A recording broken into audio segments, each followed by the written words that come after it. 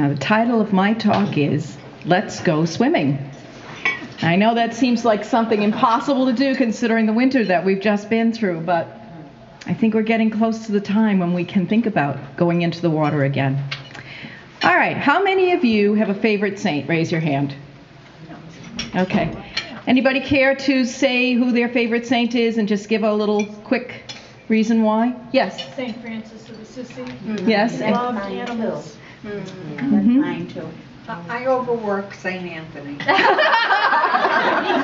Me too. And sometimes he tests you, right? Yeah, that's how I put it. He tests you. Anybody else? One more? Okay. I have several. I love St. Anthony. He was really helpful when my son was little, and he liked the old-fashioned pacifier, not the one that's good for your teeth. That was really hard to find, so it had to be that particular one. So that's when I discovered St. Anthony. He was good to me. I love St. Teresa of Lisieux and St. Teresa of Avila. St. Paul is a good friend of mine, St. Bernadette, and of course we said St. Anthony. I love all these saints because each of them has shown me in their own way how to go swimming. Swimming, you say. Well, what does that have to do with faith?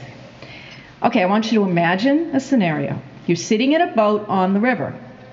In the boat, you are on top of the water, but you're not actually in the water. You're not getting wet. That's, of course, the point of being in the boat is to not get wet. But sometimes we live our lives like that. Not just our faith lives, but our whole lives. Sitting in our boats, we watch everything around us. We go places, and we certainly get a lot done while in our boats, but we're still sitting on top of the surface, busy with everything we do. We don't actually touch the water and get wet.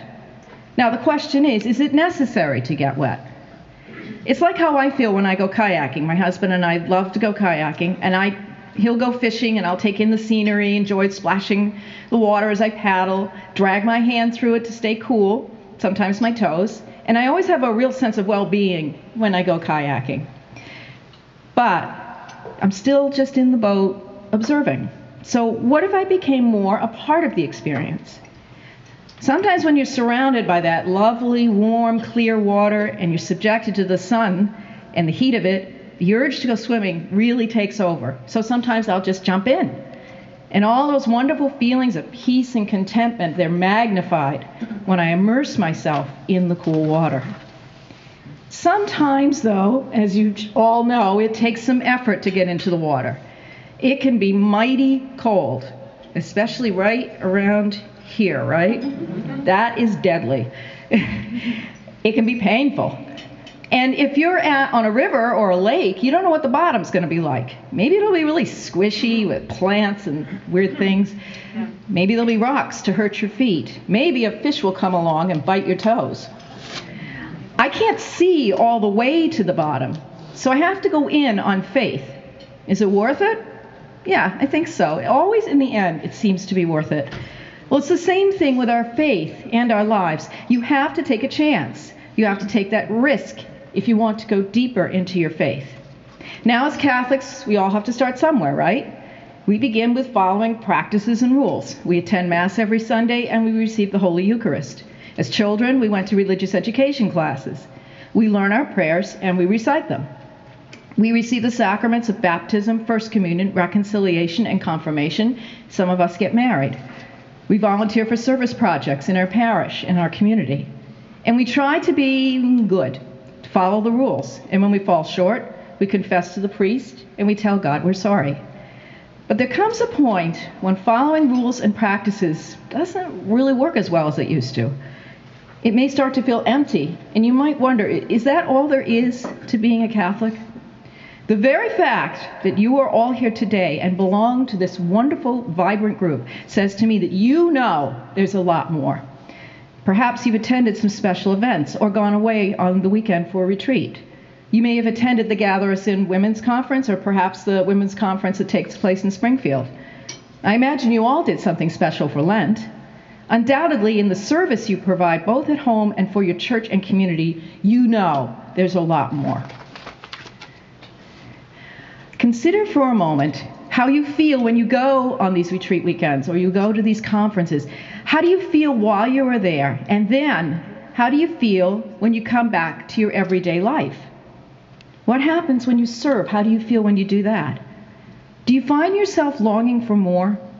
Likely some or all of these experiences have invited you to go for a dip, to see what lies below the surface. I imagine that surface to be water, the river of God's grace. It's a river within each of us that invites us to go swimming. Consider these verses from Ezekiel chapter 47. Wherever the river runs, every living creature that swarms will live, and there will be very many fish. Once these waters reach there, it will become fresh, and everything will live where the river goes. On the banks, on both sides of the river, there will grow all kinds of trees for food. Their leaves will not wither, nor their fruit fail, but they will bear fresh fruit every month, because the water for them flows from the sanctuary. Their fruit will be for food, and their leaves for healing. Now, each of us has that inner sanctuary, or what I like to call your inner room. It's something that Jesus refers to in the scriptures, which I'll get to in a second. Your reception of all the sacraments, coupled with your various faith practices, have worked to equip you to go on that longer and deeper swim, plunging into your faith to discover what lies within. Allow me to share one man's experience with going deeper. We're all familiar with St. Augustine, correct? He was born 354 years after Jesus. He didn't come to believe in God until he was in his 30s, and back then that was kind of pushing it. You didn't really live all that long in those days. Many of us know the story of his faithful mother, St. Monica, who prayed fervently every day for her son's conversion.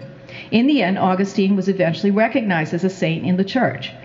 He experienced a profound conversion. The dictionary defines conversion as a change of attitude, emotion, or viewpoint from one of indifference, disbelief, or antagonism to one of acceptance, faith, or enthusiastic support.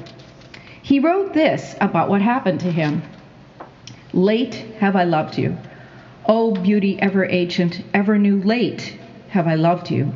You were within me, but I was outside. And it was there that I searched for you.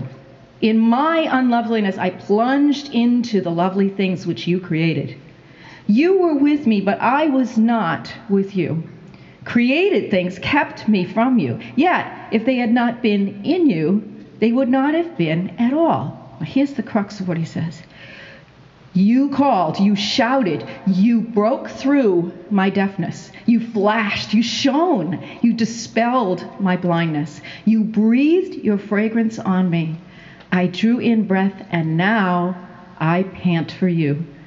I have tasted you. Now I hunger and thirst for more. You touched me, and I burned for peace. You might say that St. Augustine decided to go swimming. It wasn't enough for him to appreciate all the things that God had created. He wanted to be fully immersed in God himself. I want to share a song with you. It's actually a song by the St. Louis Jesuits. I heard it one day a few weeks ago while I was driving home, and I was just really struck by the beauty of the words. So I'd like to share some of the verses with you, and it's called, O Beauty Ever Ancient.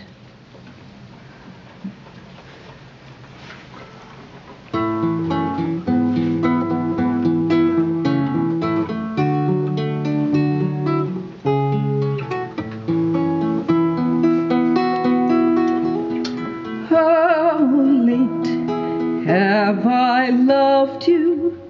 How late have I turned from seeking you in creatures, fleeing grief and pain within.